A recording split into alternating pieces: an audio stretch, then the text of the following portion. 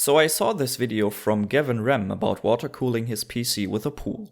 I even commented on that video saying it would be a better idea to just use the water from the pool directly.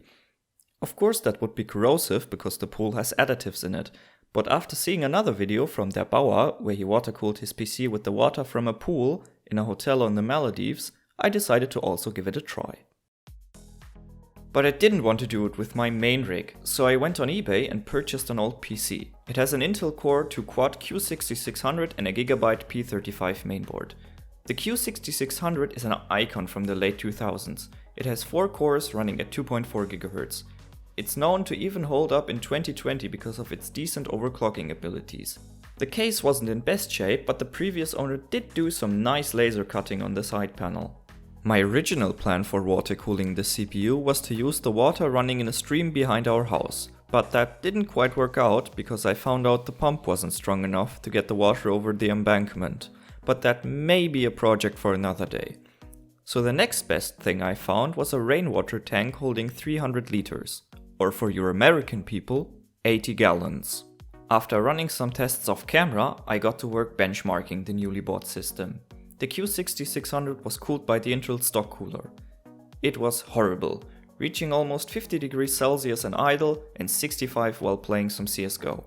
By lowering all the graphical details and resolution to the bare minimum, I made sure I was in CPU limit and not testing the performance of the GPU, which by the way is an AMD Radeon HD 6670.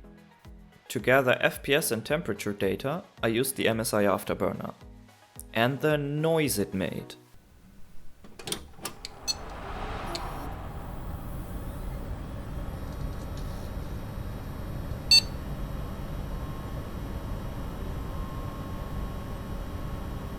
Next up was Cinebench. This program puts immense stress on the CPU while rendering a 3D space. Just seconds after hitting run, it went up to 70 degrees.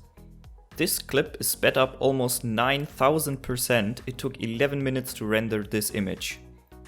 The final Cinebench score was 418, not great at all. Now let's go over the tools I bought for the actual water cooling. For the tubes, I went to my local hardware store and picked up 5 meters or 16 feet of 12mm tubing. That is just a millimeter smaller than a ½ inch or 13mm. As for the pump, I went on Amazon and found a cheap aquarium one that had a ½ inch outlet. It runs on 230 volt and it's 15 watts.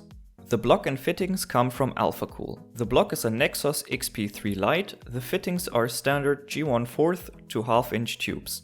I bought a straight and an angled one. By the way, everything I used is linked in the description.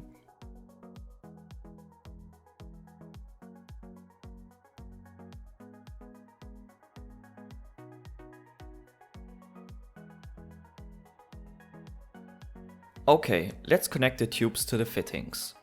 And here you can see me struggling to press a 12mm tube onto a 13mm fitting.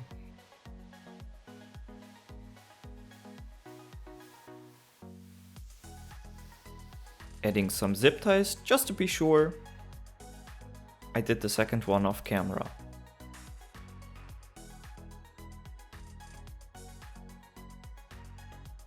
Screwing in the tubes, ready to leak test. Hopefully it doesn't.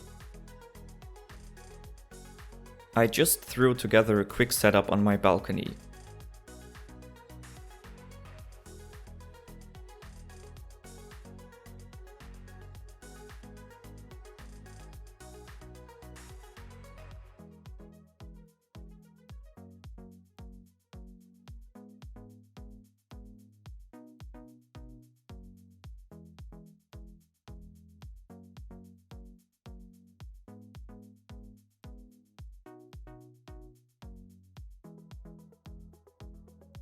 I don't see any water leaking. That's good.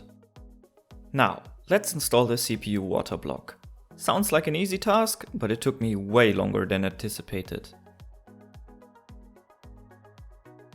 When I was removing the old heatsink, I nearly died inside because it wasn't mounted properly and only 3 of the 4 screws were in all the way. I had to redo all the testing I just did.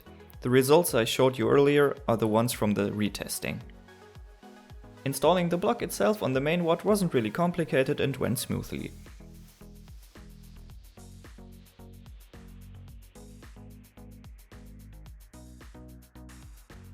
until I put the motherboard back into the case. The screws were too long and touching the metal plate underneath. It didn't fit.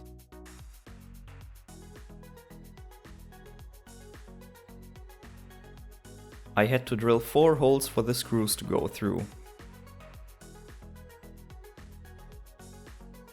4 well-placed holes later, it finally fit.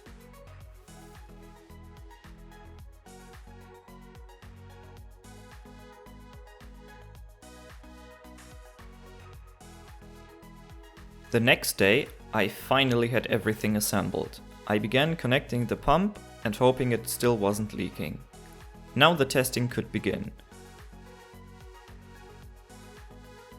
The PC immediately booted into Windows, but what will the temperatures be like? Starting hardware monitor, I was very excited. It even went better than I expected. 4 degrees on the coldest core, 16 on the hottest, and the block wasn't leaking. First up was the gaming test. Before the processor reached 65 degrees, let's find out if the water cooling can hold up against CSGO. 17, that's nuts! But what will the temperatures be like with 100% usage in Cinebench?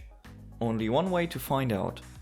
21 degrees on full load, that's insane!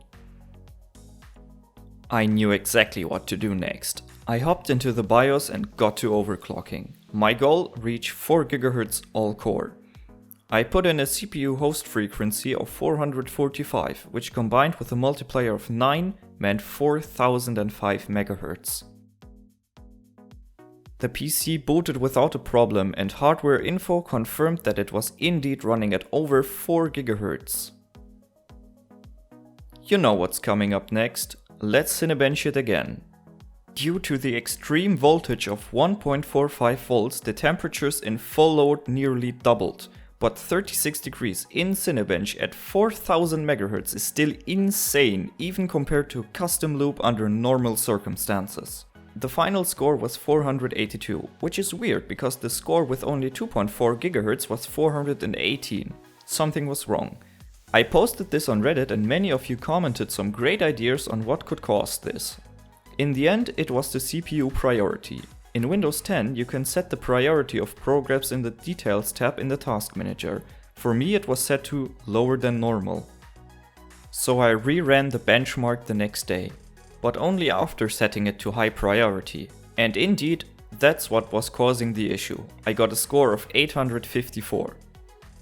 So, what can we take from this little experiment? Yes, you can watercool and overclock a PC with rainwater, but should you do it? Absolutely not. The microfins in the CPU block will thank you. I bet it will be a nice home for bacteria, gunk and algae after just a few days' time. So don't do it, I'm a professional genius. Did you like the video? Maybe consider giving it a thumbs up. Thank you and see you around.